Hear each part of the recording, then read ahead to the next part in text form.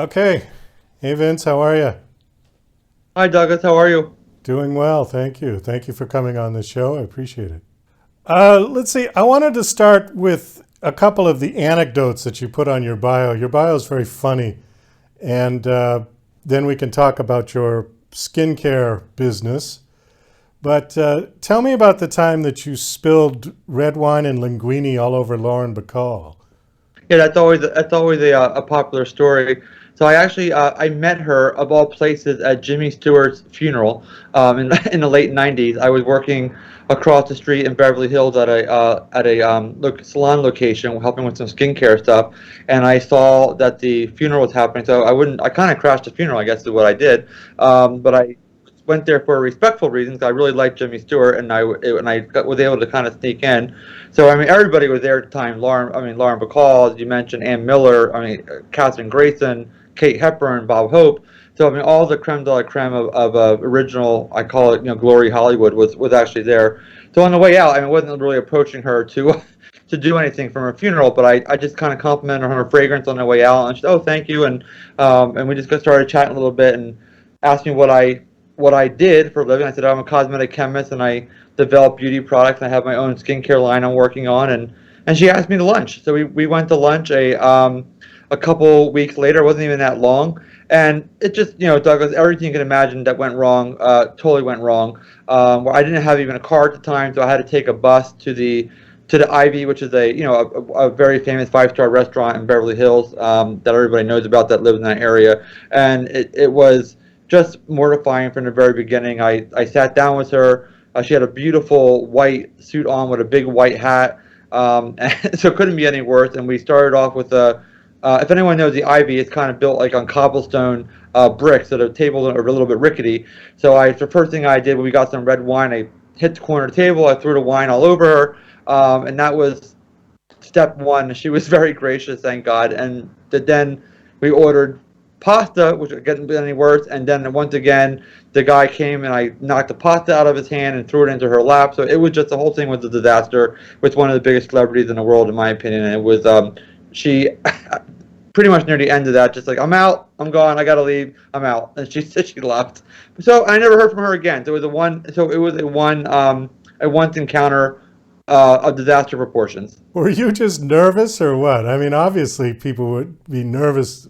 Yeah, I'm not really a starstruck type person, but I mean, I was very honored and excited to meet with her, and I wouldn't even say I was nervous. I just was fidgety, and I just was clumsy, and and everything was wrong from the beginning, from the table being not settled to the cobblestone not being set on the floor where my chair was at, and also just being very clumsy. I mean, let's call a spade, right? Well, it definitely is a funny story. So you never heard from her again, obviously, right? I did not actually. I never heard from her again. I wish I would have, but I did not. I think that was a one and done for her. Okay. So what's your company called? Well, I have a couple companies. One is called Turnkey Beauty Inc., which it sounds just what it sounds like. We develop hair care, skincare, fragrances, bath and body products. It could be manicure, pedicure, baby, even pet products for doctors, celebrities, retailers, and private brands, and from concept to launch. So it tends to turnkey beauty names. So we turnkey the whole entire process from the formulation work to getting the packaging design and graphics and global translations and barcoding and regulatory, all the way to the store shelf. So that's my kind of my full-time, real job. And then I have Vincenzo Skincare, which is my personal line, where I have a caviar and diamond four-piece high-end prestige skincare kit that we're launching in my skincare line. So we really had those two companies going side by side. So one is my personal skincare products, and the other one is my collaborative, kind of consulting business for, again, celebrities, retailers, private brands, and doctors, etc. So if somebody comes to you, a celebrity, and wants their own skincare line, you would actually cook this up in your lab? Correct, exactly. Yeah, so we do everything from scratch. So again, if you were someone coming to us and wanted to put a skincare line together, say a cleanser, moisturizer, hair, night cream, etc. We do everything from scratch. Everything is custom, and you own all the formulations when we're completed. So it's a full kind of comprehensive surgery and service. And like you mentioned, you can call it cooking it up, and that's pretty much what we do is cook it up. So how does somebody even know what to put in that? I mean, Obviously, you don't want to divulge your secret formulas, but there has to be some consistency between skin lotion, otherwise, it wouldn't be skin lotion, right? Oh, correct. That's a very good point. I mean, whether you're working on a shampoo or a conditioner or a moisturizer, you the building blocks of those formulations have been the same for 100 years. I mean, if you have a cleanser, right, you have to have a surfactant system with that's going to suds up and actually clean the face, etc. If you have a moisturizer, you have to have an emulsion built, which is a lot of waxes and stuff so that we use to actually build the building blocks of the formulation. But the main thing is that the technology, as far as active ingredient, that actually how they treat and correct the skin, whether something like treating fine lines, wrinkles, and feathering, you're right on contact, where it tightens and firms on the skin. As the technology keeps changing for all the active ingredients, again, you have the building blocks to build the base of the formulation, but you have a plethora, literally of thousands of ingredients that can be added and or subtracted, to have a certain look, feel, viscosity, color, performance on the skin, and they're all different. I mean, you have dry skin, sensitive, oily combination, rosacea, eczema, psoriasis, dermatitis. So all these things have to be taken account to whenever the client, whatever kind of client it is, and what their market is, and we have to build the formulations around that market, around that demographic. Do people who come to you to do this, do they have any idea what they're doing in terms of how to put something together? Yes and no. We have a lot of educated people because we get a lot of doctors, we have a lot of celebrities, et cetera, to come work with us.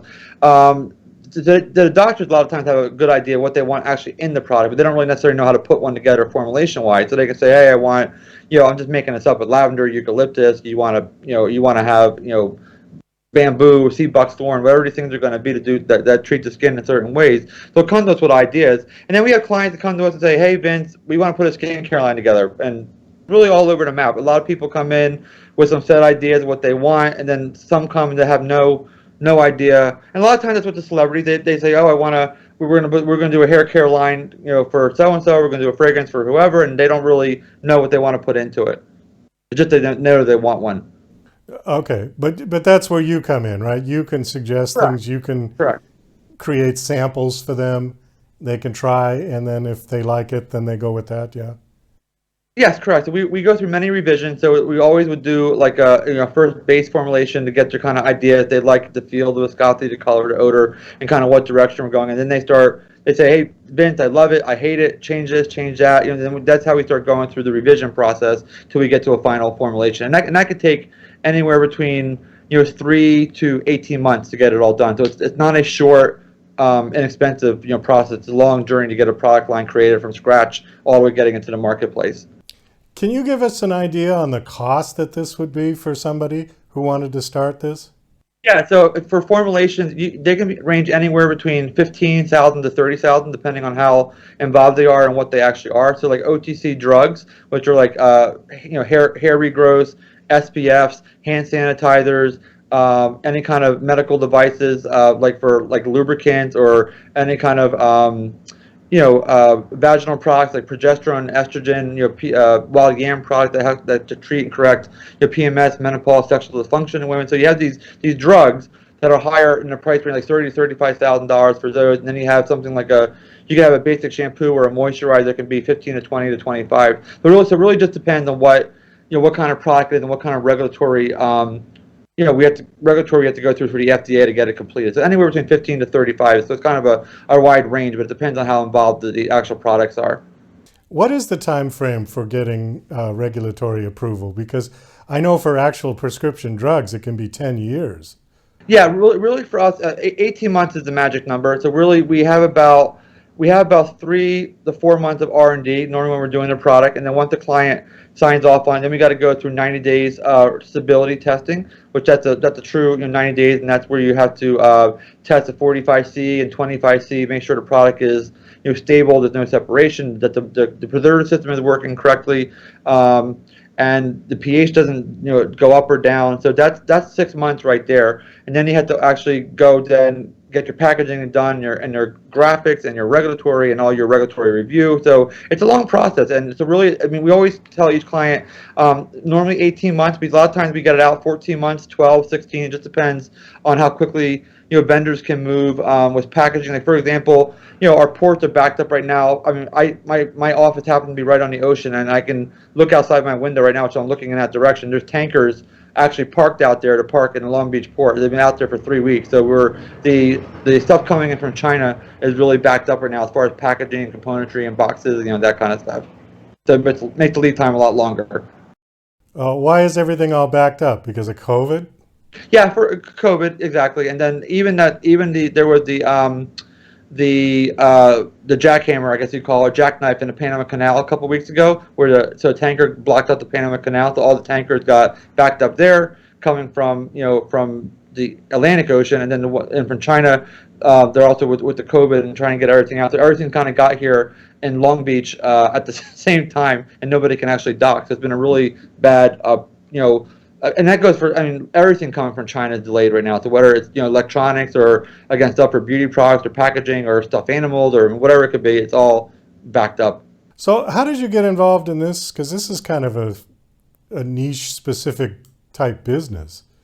Yeah, well, I have it in my book that I really it was from an early child. I mean, I was at 10, 12 years old, and it's kind of embarrassing to say, but it's the truth. I was watching The Young and the Restless, soap opera with my grandparents growing up, my grandmother specifically, and the show had a cosmetic company. That's what they did for a living. They had a company called Jabot, which is a fictitious company that on the show, and that's literally where I got the idea from. From the Young and the Restless, from watching that, and I started even at 11, 12 years old.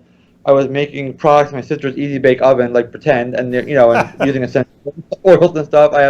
I still have a burn on my hand, like right here. It's hard to see, but it's kind of right there from my easy bake oven, my very first experience back in 11 years old. So I knew what I want to do when I was 11, and I never deviated from that. I stayed true on that path. I just never. That was really the idea that stayed with me, and I really enjoyed it. And I realized there's not a lot of cosmetic chemists out there. So I mean, I don't know how many you probably met in your life, maybe none. So you don't really meet too many cosmetic chemists or perfumers. So it's really it was kind of an untapped craft, that was getting into, which I really like. Well, to answer your question, you're the only one I've ever met. Yeah, that doesn't happen that often, right? Okay, and let's see. Your book is called. What is your book called? My Pursuit of My Beauty. pursuit of beauty. Right. Okay, and it's a memoir. Correct. Yeah, correct. It's a memoir from my childhood all the way through getting working through the beauty business, and like you mentioned, the Lauren Bacall story and all my and all my stories along the way. It's almost kind of a cautionary tale of what not to do in business. So I always tell people, read a book, enjoy it, and then do absolutely nothing that's in it, and you'll be successful a lot faster. It's really kind of like do the opposite of this book, and you'll be in better shape. How long has your book been out? January 10th it came out, 2021. So just a couple months now. Okay, how's it doing? Good, pretty well so far. We're getting a lot of good press with it. Just starting to build right now. So it's so good so far. And we have our audio book is coming out on I think May 15th or May 18th. So that'll be coming out on the audio I should say platform. So that's coming. That's not even out yet. So that'll be coming out in mid-May. Well, Vince, we do have to wrap this up. We are out of time. Do you have a website that you want to give out for your business or personal website? So the website is turnkeybeauty.net, just the way it sounds, TURNKEY beauty.net. And then the Caviar and Diamond website is vincenzoskincare.com, which is VINCENZO, like zebra O, skincare.com.